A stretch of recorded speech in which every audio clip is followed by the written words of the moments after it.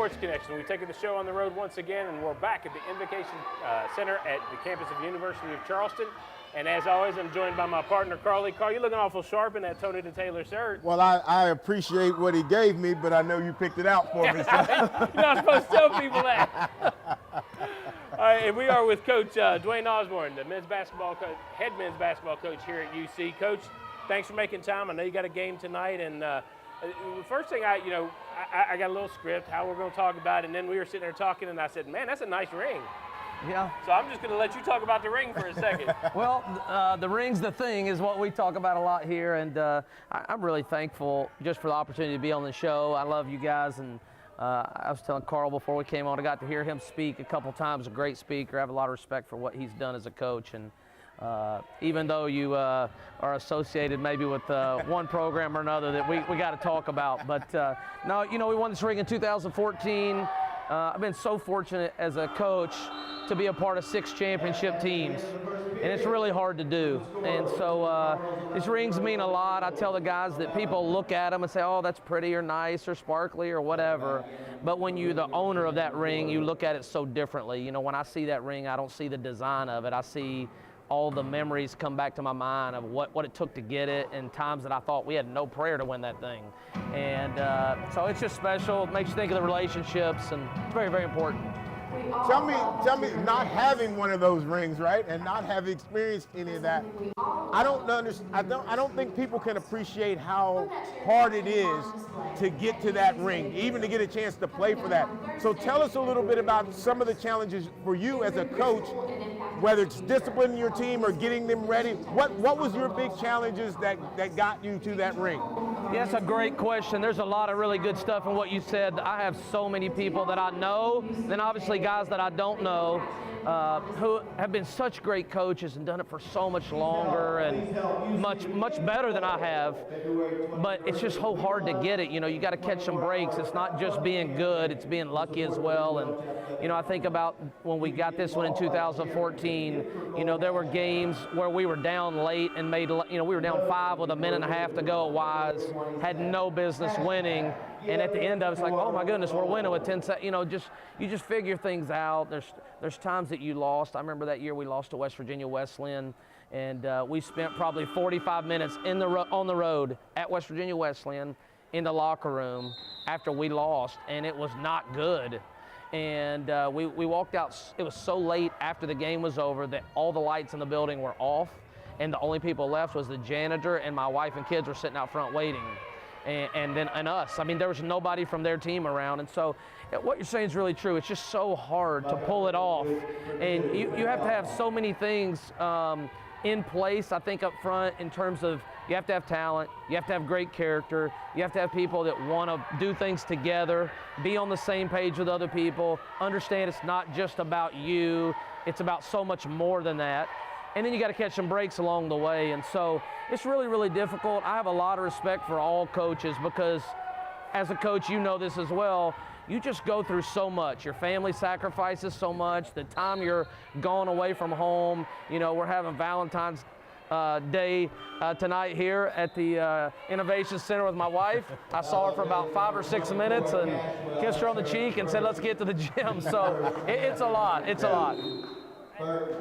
To me, that's got to be somewhat of a special relationship. I mean, for so many times you see maybe a coach or a player doesn't get the support at home, and it clearly affects their job performance. So when you're courting your girlfriend, now wife, do you talk about that stuff? I mean, are they, okay, this is what he does, this is who he is, I'm in or I'm not. How does that work? Yeah, I can give you a couple great stories on that. If we had a day and a half or so, I could give you about 50. But a couple things I would say. One, I went to Clearwater Christian College in Clearwater, Florida. That's where I met my wife. And probably the story that sticks out the most to me about trying to figure that out, we've been dating probably 1.5 years to 2 years. And I asked her, for some random reason, if I told you that you're going to get to spend 20 minutes a day with me for the rest of your life, you're not ever going to have to get 17 or 18, you'll always get 20, but you'll never get 21. Would you marry me? Would you that ask work? Her that question. I asked her that question. She would tell you that. And she told me no. And I kind of was like, okay, you know, whatever. And in my mind, I almost felt like, yeah, this is not going to work, because I kind of had a vision for where I was hoping and trying to go. And probably she might know very specific, but I would say a couple months later, she said, hey, you remember when you asked me that? And I said, yes. And she said, well, I would, you know, and she had just, I guess, had a change of heart, or maybe thought about it more. And she just said, you know, I would, as much as I want more than that, I'd rather have 20 than none. And so that was probably one of the signs to me, like, this is going to work. I think the other thing I did that I've told a lot of my assistants, really dumb to do this, but it worked out. But I used to tell her a lot of times, you know, we went to Christian college and you couldn't go on a single date till you were 20. So if I was 20 and she was 18, we're both not 20, so we have to have a third-party person or a double date, whatever. So she would say sometimes, hey, let's go out, let's go with so-and-so, let's go to the, you know, go out to eat, go to the mall, whatever. And there were multiple times where I'd be like, nah, I got to stay home and work on this stat thing, or I got to watch film, whatever, as an assistant coach. And I really didn't. You know, I was hanging out with the guys, or we were playing the PlayStation, or we're going to go do something, whatever. But I did that with a thought process of just seeing how she would respond, and that really could have backfired and been awful. But fortunately, it gave me a little bit of perspective on who she was, and those two stories. You were doing that? She didn't then, but she does now. So she teases me sometimes. She says, you know, I thought we were going to be truthful. Really, this thing started with a lie. So, but she's so great. If I told her tomorrow, hey, I think we need to move to Alaska, she'd be gone.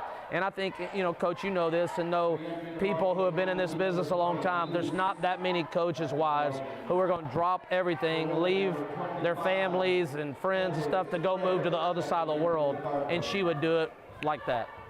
And Tracy, I was going to ask you, how did that work for you?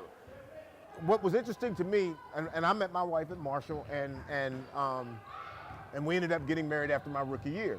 And of course, she knew what my goals were. She knew what I wanted to do. We didn't have any idea of what it was going to take. So our first couple of years leaving West Virginia, she's from White Sulphur Springs, I'm from South Charleston. We leave and go to Minnesota, and we have like no clue what this whole life is going to be. Well, then once I got into, and then what affected us the most was just the lifestyle. You know, we didn't have any idea. You don't know until you get all the way in it. Then I came up with this rule that you couldn't call my house after 9:30. Okay, this is well before cell phones. This is, you know, just a house phone. Don't call my house after 9:30, because I got to be on the track by 5:45. And her friends would always say to her, like, what do you mean I can't call you after 9:45? Well, Carl works out in the morning, and we don't answer the phone. We don't take calls.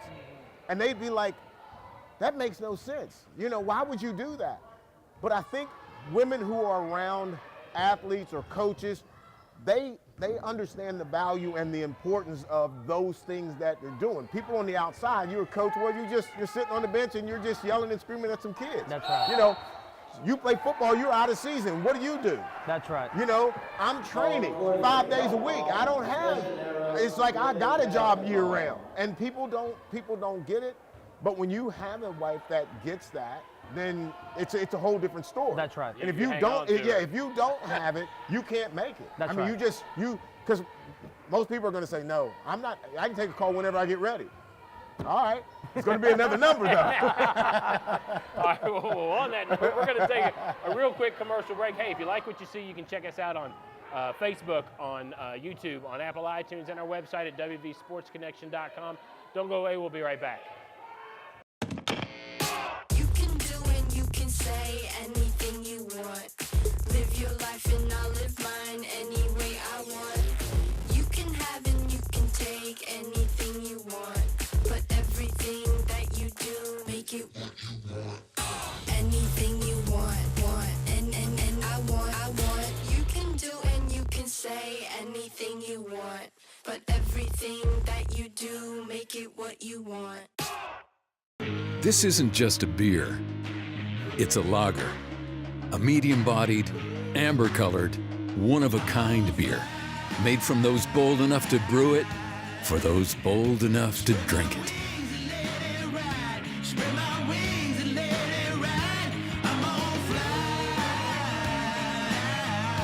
Tap into your inner eagle. Yingling Traditional Lager. Spread your wings. It's football season again, and Tony the Tailor has the perfect sportswear, outerwear, and footwear.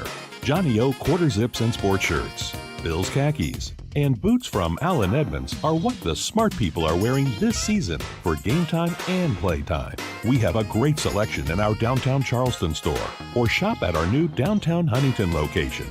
Can't make it in? Shop online at bestmastertailor.com. Tony the Tailor, West Virginia's finest men's store. West Virginia Sports Connection is brought to you by Subway, Development of West Virginia, Greg Hammond. With promotional consideration from Spriggs Distributing Company, Yingling Golden Pilsner, Hendrickson and Long, Briggs Commercial Realty, Angel Moore, broker. Paul M. Corey, CPA. Welcome back to West Virginia Sports Connection. We are coming to you from the campus of the University of Charleston in the Innovation Center. We're talking with head men's basketball coach Dwaine Osborne. We kind of got off track. We were talking about what the lifestyle is with you guys and the wives and how you fit that in. I want to get back to how you actually got here. How did you get to UC? What led you to this job?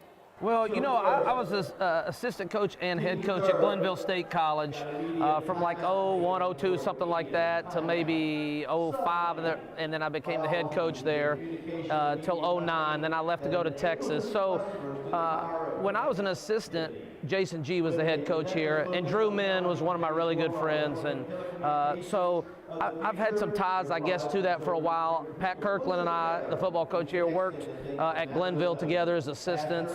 And so just being familiar with the area, living here, my kids were born in Bridgeport. When the job came open, it was really obviously an appealing job to me. And then Adam Collins was the women's basketball coach at that time. He and I had worked together in Texas, and I'd known him forever, and he was here. And so there's just a lot of connections, and it went really fast, you know. I mean, it came open, 11 days later, I was being introduced as coach. I mean, it was really, really fast.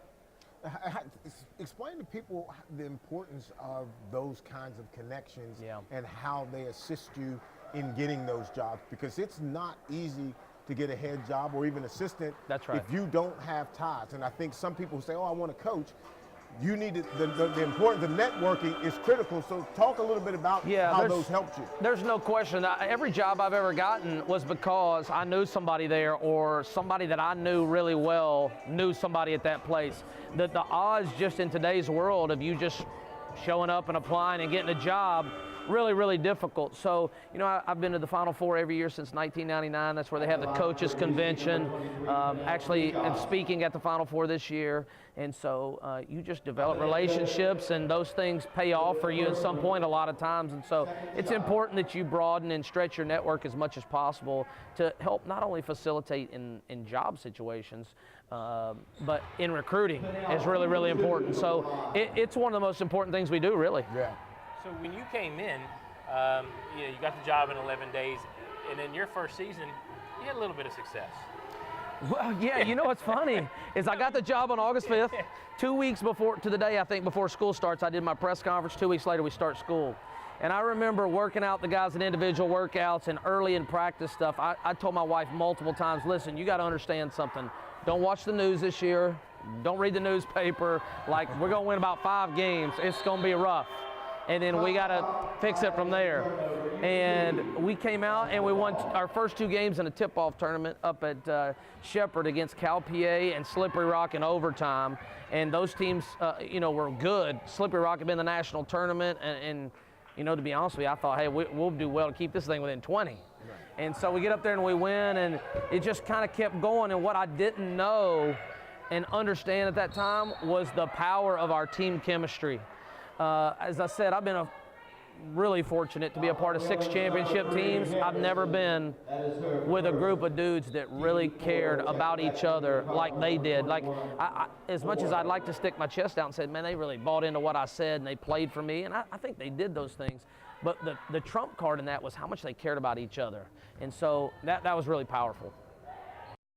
I mean, what do you attribute that to? I mean, was it that they had played together for a while? Yeah, I think is a new coach, a new regime? What precipitated that? I think there's a lot of different things that probably go into it, but a big part of them, caring about each other like that was because, you know, Xavier Humphrey had been here for 2 years, Hayden had been here for a year, Alex Kesich had been here for a year, Fred Simpson had already been, those guys had all played together a little bit. And then, you know, I brought Denzel Douglas with me, who was ended up being our starting point guard. And just a great kid and a winner. Everywhere he'd been since 9th grade, his team had won 20 or more in that season, except for the 1 year he wasn't the starting point guard at Division I. And people had told the coach there, hey, if you start this guy, your team's going to rally around him. It's just who he is.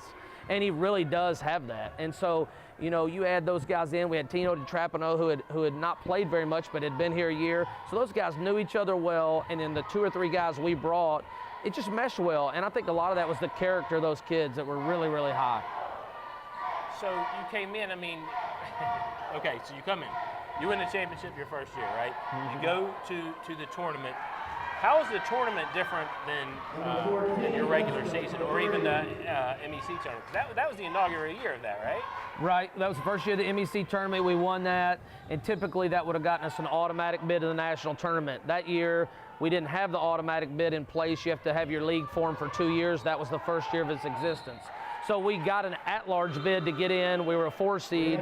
And for us, I think our league is so good that when you get to the national tournament, it's more of the same. It's not like all of a sudden you're seeing the teams that are so much better than what we've seen all year. Our league's so good that you're going to do well. I think, you know, in the last 5 years, we've had 2 different teams, West Liberty and Fairmont, go to the national championship game.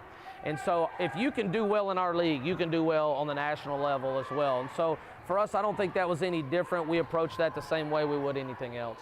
Coach, I'm gonna come back to the chemistry piece. This is 1987. We went to the NFC Championship game, and the guys that were around, they were buddies. We ended up becoming buddies. That's right. It just became a natural friendship between guys. We hung out, families were connected, and we played well together. Tell me the difference in that and teams that just happen to be talented. Because I think there is, because we had that same team with some injections of guys who weren't quite as close the next year, and we didn't play nearly as well. So I'm curious how that plays and what your opinion is. I think it's a great thought. I think that it's really, really important. I think you can assemble talent, and if you just are overwhelmingly more talented than people, you're going to win a lot of games. But I just feel like most of the time that stuff comes back to you're going to get into certain key moments, you know, late in a game, maybe it's at halftime of a game, maybe it's at practice. And things are just going to happen, and what your chemistry looks like is going to get you over or it's not. And I think there's a difference in saying you're assembling talent that's really good and, hey, we all care about winning, and me caring about you. That's a whole different thing. I felt like that team, when we won the championship at 14, I felt like those guys wanted to win because they wanted to be a part of a championship, but they really wanted to win because I love you and I want you to be a part of a championship. And listen, I don't know that there's not a magic formula, at least that I know. If I did, I'd write a book, we'd make millions, and I'd share it with you, and it would be great. But like, there's something that just has to happen there, and I think that comes with spending time together. I think that comes from going through tough things together. You know, my wife and I have always been close. We were really close when we were married, but over time it strengthens. And you know, we went through a tough situation with my daughter had heart surgery when she was 5 weeks old, and going through that was really tough, but that strengthened our family. And so hard times do that. And so I think that team went through some hard times together. They went through a coaching change. Then they went through some tough losses. We had some knockdown dragouts in practice 2 or 3 times, but they always came back to, hey, I'm in for you.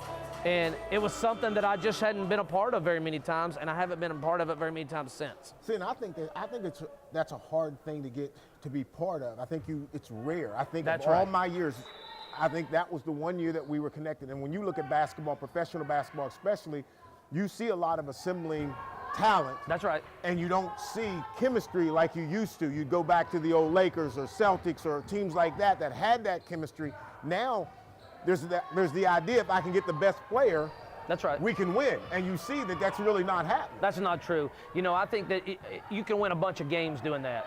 You know, I think like LeBron's team's always going to win a bunch of games because he's so talented. But there's going to be other teams that have talent. You know, you got the Warriors and all these other teams in the NBA. I think the Warriors are great because not only they have great players, but I think they have great chemistry. And I think that really at the heart of that goes back to the guys that have been there the longest. You know, everybody looks at it like you added Kevin Durant, but they won it before he got there. They won it because Steph Curry's been there and he's a great dude. They won it because Klay Thompson's been there and they're tight. And they drafted Draymond Green. They drafted so many of those key guys, and then they added pieces around them. To me, that fit. And that's really, really important, I think. All right, well, I'm going to cut you off right there. We got to take one more commercial break. Don't go away. We'll be right back. You can do and you can say anything you want. Live your life and I'll live mine any way I want. You can have and you can take anything you want. But everything that you do, make it what you want. Anything you want. And I want. You can do and you can say anything you want. But everything that you do, make it what you want. This isn't just a beer.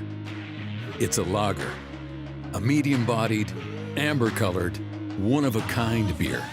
Made from those bold enough to brew it, for those bold enough to drink it.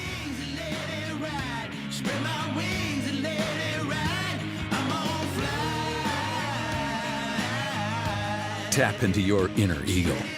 Yingling Traditional Lager. Spread your wings. It's football season again, and Tony the Tailor has the perfect sportswear, outerwear, and footwear. Johnny O quarter zips and sport shirts, Bill's khakis, and boots from Allen Edmonds are what the smart people are wearing this season for game time and play time. We have a great selection in our downtown Charleston store, or shop at our new downtown Huntington location. Can't make it in? Shop online at bestmastertailor.com. Tony the Tailor, West Virginia's finest men's store. West Virginia Sports Connection is brought to you by Subway, Development of West Virginia, Greg Hammond. With promotional consideration from Spriggs Distributing Company, Yingling Golden Pilsner, Hendrickson and Long, Briggs Commercial Realty, Angel Moore, Broker, Paul M. Corey, CPA. Welcome back to West Virginia Sports Connection. We are coming to you from the campus of the University of Charleston in the Innovation Center, talking to Dwaine Osborne, the men's basketball coach here. Coach, you've been coaching for a while, right? Little while. So you just came across your 200th win, right? Is that your coach? Yeah, that's right. And then a couple weeks ago, your 100th victory here at UC. That's right. What does that mean to you? I mean, is that just a number? Does that even matter to you? I mean, to me, I would think that matters a little bit. It matters, but you know, like it kind of snuck up. I didn't really know, and then I went in the locker room at Glenville and got a Gatorade bath, and I figured out what was going on. But you know, it just reminds me of the relationships I have with so many of my former assistants. I've been really fortunate. I've had great assistant coaches. I have 10 former assistants who've gone on to be head coaches. It reminds me of the relationships I have with my players, and so I'm just really thankful, really lucky. You hear about these coaching trees all the time in sports. What tree? You obviously started a tree if you got 10 people as head coaches, but what tree would you consider yourself coming from? Well, you know, it's funny, like the guy, Coach Ubenaw was the guy that I worked for first at Clearwater Christian College. He won 700 games, went to 2 national championship games. In my mind, is the man. And, you know, he's retired. He's 76 now, and I still talk to him. He calls me after every game. You know, sometimes I'll get it every game. Like, he'll call me tomorrow morning, and he and I'll talk. And he'll say, oh, I thought you guys did this well, or, you know, he usually tries to pump it up that everything's great. And I'm like, Coach, we're terrible. Like, give me something. But, you know, those things mean a lot to me, and I'm really thankful he's the person that gave me my start. Well, I want to talk about this year's team, and we were talking in the break, and the 2 people specifically, Drew Rackley and then Devin Robinson. And Drew leads the team in scoring. Devin almost averages a double-double, right? He's leading the team in rebounds, and he's like 0.5 away from averaging a double-double. What do those guys, they're both juniors, so you got another year with them. Right. how do they impact your team? Well, I could talk about it for a long time. You know, those two kids are not only great players, they're special kids. Drew is somebody we tried to get out of high school. He actually played at AAU for my now current assistant, Colin Barth, who is in his first year as well, is doing a phenomenal job. And so when he came here, Drew left UNC Asheville to come here, and Drew is a really, really, really good player. But he probably, you know, it's hard to say one semester or less than 1 year in, but I believe when he's done in a year and a half from now, he will be the highest basketball IQ player I've ever coached. And he really is so smart. He has a great feel, plays with great pace, and he's so fun to be around. He's easy to coach. You don't have to yell at him. He's going to give a good effort. When he messes something up, it's more of a conversation now, and you might speak differently to this, but my impression a lot is that, you know, you get to the pro level, you're in the NBA, you're in the NFL, you're in Major League Baseball, coaches don't have to yell and scream a lot. You got guys that want to play well, you got guys that are smart and understand how to play. So I just go to him and say, like, hey, well, like, why did you do that? And he says, well, I saw da-da-da-da-da. And so it becomes more of a conversation, and you're trying to get on the same page, and, you know, okay, well, this probably, instead of reading this should have been your pre-read or whatever it would be.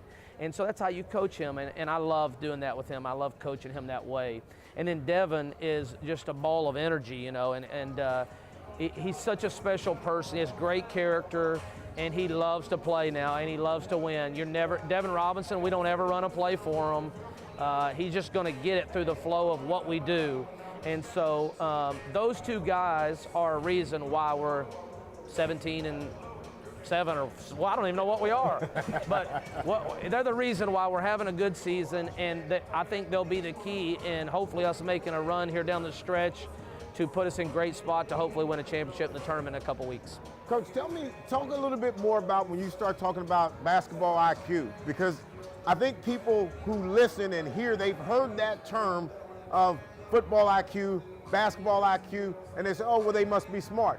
But it's more than just being smart. That's right. So give us a little bit of a look at what basketball IQ from your point of view is. I think from my point of view, it's having a feel for what not just you're doing, but what everybody's doing. What's the big picture and what's the zoom is how I say that to them sometimes. And the other thing that I think about is, you know, like if you're playing a sport, football, and you're a quarterback, and you see the guy open, and you say, oh, he's open, I'm going to throw it, it's too late. Right. You know, you have to be able to anticipate is a lot of that. And I think Drew has a great feel for seeing things happen before they happen. He can feel them developing. And so to me, that's a huge part of basketball IQ. With these guys, you know, not only them, you have 5 guys already averaging double figures. Right. So it doesn't seem, I mean, it seems like, you know, it's distributed very well. Mm-hmm. Is that an emphasis? Because some teams, you know, we were talking about pro players there, like LeBron. Obviously, that ball is going through LeBron. That's right. But when your starting 5 is averaging that, and you got 2 other guys just on the verge of almost with over 9-point scoring averages. Right. How does that come from you? Does that come from a point guard? That's a lot me. You know, I tell guys, I've had 32, 33 guys go to play professional basketball. And most of those guys obviously overseas. One guy that played with the Phoenix Suns in the NBA, he was a 7-footer.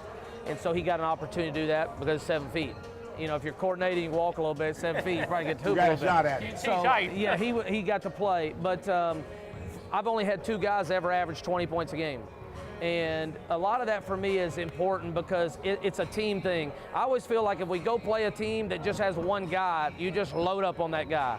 And for us, what we want to do is be balanced. I want 5 people on the floor that if you don't guard them, they're going to get you. That's kind of the mindset. We try to recruit that way. We sell that in the recruiting process. I'm really big on not putting false things out there in the recruiting process. I think we've lost some guys because of my bluntness. And the odds of you averaging 20 points, really difficult. And you know, I look at it with Drew right now. We have Tommy Bolte, Will Voorhees in our league that are 1 and 2 in the league in scoring. They're great scorers. But if you look how we look at things, we look at what are your points per shot attempt. That's what I care about. And Drew's points per shot attempt is better than both of those guys. So what that would say to me is if I just said, hey, we're gonna let you shoot the ball 30 times, I think he averages 35 points a game too.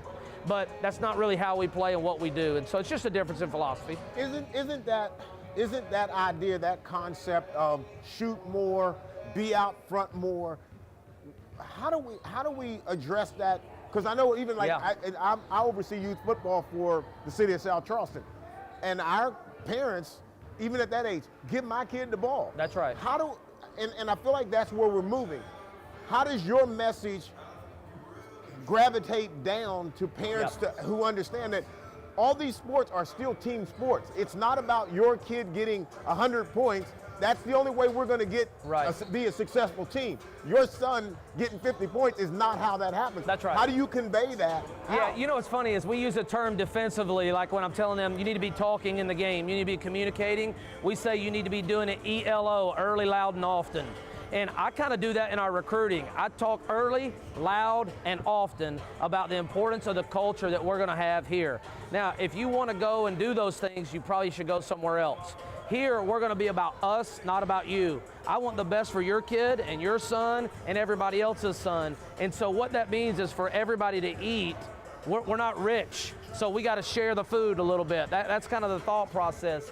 And so, you know, if we just go out and let you do it, I think other people lose interest. I think everybody else wants to be involved, so you got to share that around a little bit to put the best overall product out there. And so, to me, that's about our culture. You know, I have multiple, I probably have 10 shirts hanging in my closet that in some way, shape, form, or fashion say culture matters. Some of them as bluntly as that, culture matters on the t-shirt. And we talk about it all the time. And, you know, we try to develop this culture of accountability and responsibility and shared ownership in what's going on. And so that is communicated, I mean, from the first phone calls in the recruiting process, not only with the kid, but with the parents, with the high school coach, the transfer, AAU coach, the junior college coach, whatever it is. It's a very, very important part of what we do. Who is it harder to sell that to, the parents or the kid? You know what's funny is I think sometimes it's the parents. You know, like I think everybody wants their kid. And listen, I have a son that's an 8th grader, and I want him to have a great career. But I absolutely could care less if he scores or not. You know, like how can you impact the game? The times my son's team just won their middle school championship, and they had a great season, lost 3 games the whole year. I could not tell you how many points he averaged, and I don't know that he could. But I can tell you right now, the best talks we have are when he gets in the car. You know, I try to say, hey, did you play hard? Did you give your best? Did you have fun? And then to let them know, hey, I love watching you play. That's my 3 things to them. But the things we talk about the most, if we're going to point something out or highlight a specific part of his game, is, hey, when you dove for that ball, whoo, that was big time. Hey, when you made the extra pass, that was huge. You know, you could have shot it. You might have made it, you might not. But, man, you set your team up well. And, you know, I think the kids on his team love playing with him. He's not the leading scorer, but he goes down, he's on the all-tournament team, and it might even be possible he was the lowest scorer of the people on the all-tournament team. He had some huge threes in their game and in the tournament and made some big plays, but he goes after every rebound, he talks and he communicates, and he dives on any ball that he's close to. And to me, that really matters. Coach's son, huh? Yeah, if he doesn't do that, we got got issues, a problem. yeah. Mommy might want him to score. Daddy's going to handle that a little bit different. Well, listen, man, we've run out of time. I'd love to have you back on the show. Will you come back? I would love to do it. I appreciate so much Man, you guys doing I wish you the best of luck. Absolutely. You know, your team's Good looking to see you, fantastic Good to see you. this year, and I appreciate you coming on. Yeah, hey, thanks so much. again, if you like what you see, you can check us out on Facebook, on YouTube, on Apple iTunes, and our website at WVSportsConnection.com. Thanks, and we'll see you next time.